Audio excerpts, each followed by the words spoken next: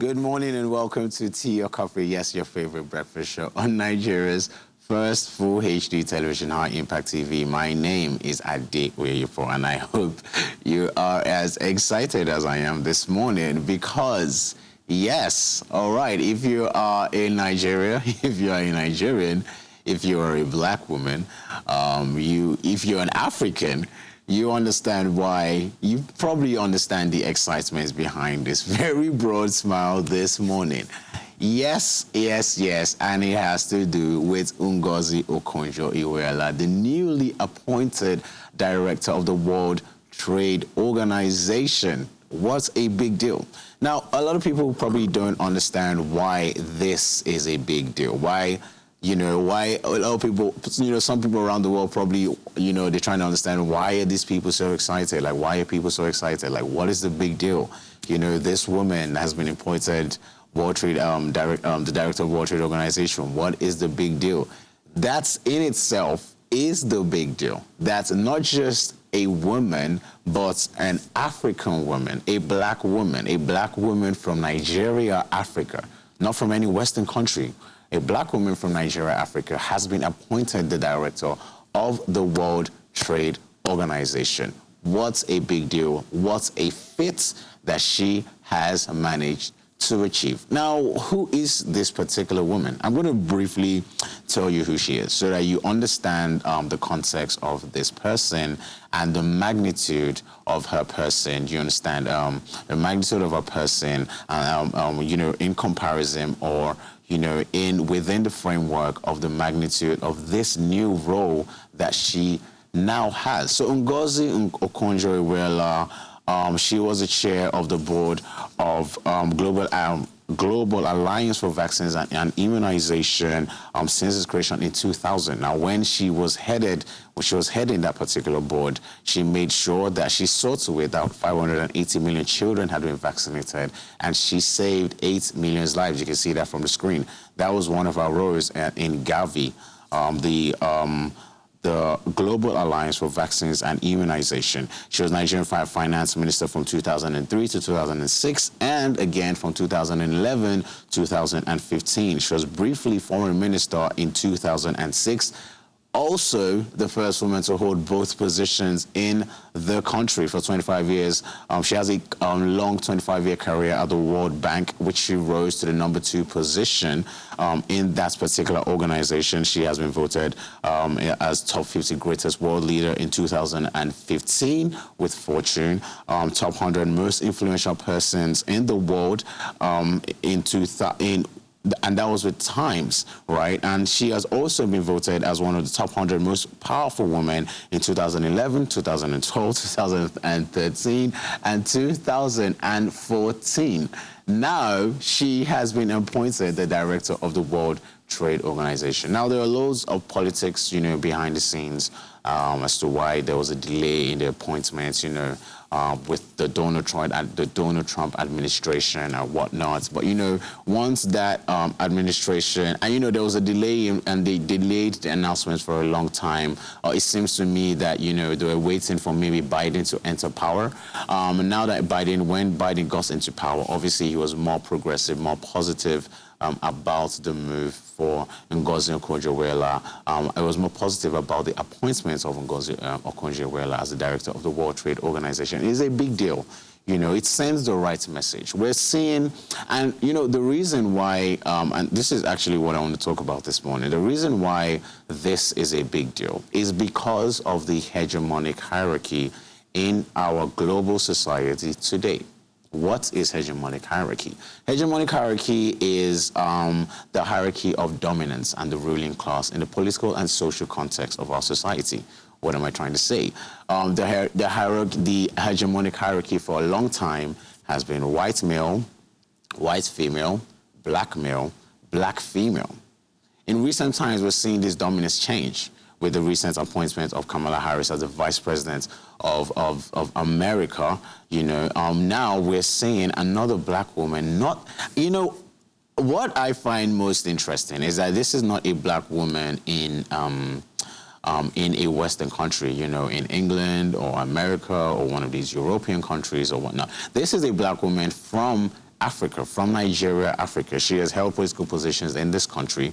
You know, she has held significant positions in the World Bank. Now she's holding a very important role as the director of the World Trade Organization in a very perilous time. Why is it a perilous time? We're in a COVID-19. The impact on the health of many people, you know, cannot be overstated. But what is also being affected by this lockdown and pandemic is actually the economy. And this is where Ngozi Okonjo-Iweala comes in. She has a lot of work to do, you know. And, you know, this appointment, as I said, is changing, you know, the dominance, the hierarchy of dominance, the hegemonic hierarchy in our society today. It sends a beautiful message to women around the world. It sends a beautiful message to women of minority in particular, that it doesn't matter where you come from, you can achieve greatness. Ngozi Okonjo-Iweala, this is a big win for everyone. I mean, we said it. It's a big win for Africans. It's a big win for women around the world. It's a big win for African women. It's a big win for Nigerian women. It's just a big win generally. Big win for minority women. For minority women. I mean, she was talking about that in her interview one time about how important this position is. It's more significant that we like to see it. But you know, let's take a look at this video, and then we'll be back to have a conversation. Don't go anywhere.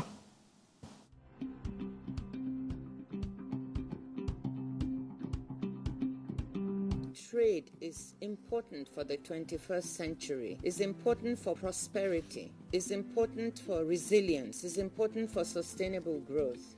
And the WTO is right at the heart of this.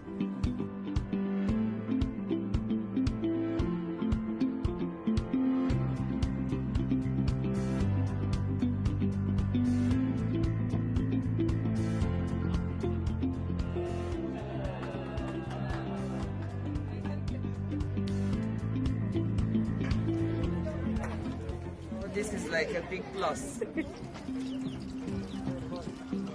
Choosing a DG WTO should be on merit. If that person happens to be a woman, great. If she happens to be African, great.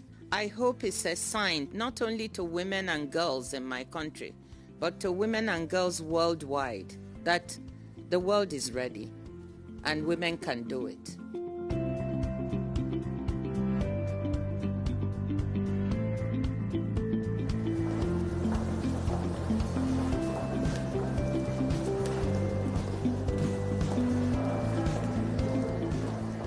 We want to rejuvenate and reform the WTO to be the organization that it needs to be for the 21st century. Thank you.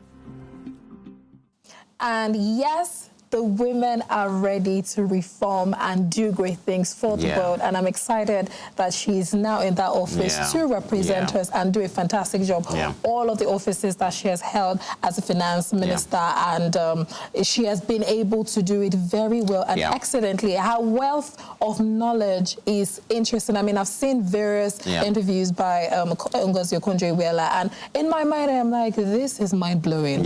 So I'm very excited that she has gotten into the office. I should be doing a lot at the moment, especially the pandemic that has affected the world economy. She's going to try as much as possible to transform it and do well. I mean, she said it that she's going to do great things in her tenure, and we cannot wait. You know, she actually has a lot of work. She actually has a lot of work to do, you know, considering, as you just rightfully pointed out, with the economy, with the COVID, the COVID impacts, the impact of COVID-19 on the economy. She still has to do with, you know, what is going on. You know, Trump has placed a lot of a ban on international trades between China and America and other nations around the world. And then she still has to deal with what is going on in Europe with the UK trying to exit the Brexit deal, with the Brexit deal. So she actually has a ton of significant work to do. But I don't think this is a big deal for her. She doesn't see it as a big deal. Because she's actually always, been confronted with these sorts of challenges. But this is obviously in a much larger scale. And, I'm very confident that she'll be able to deliver.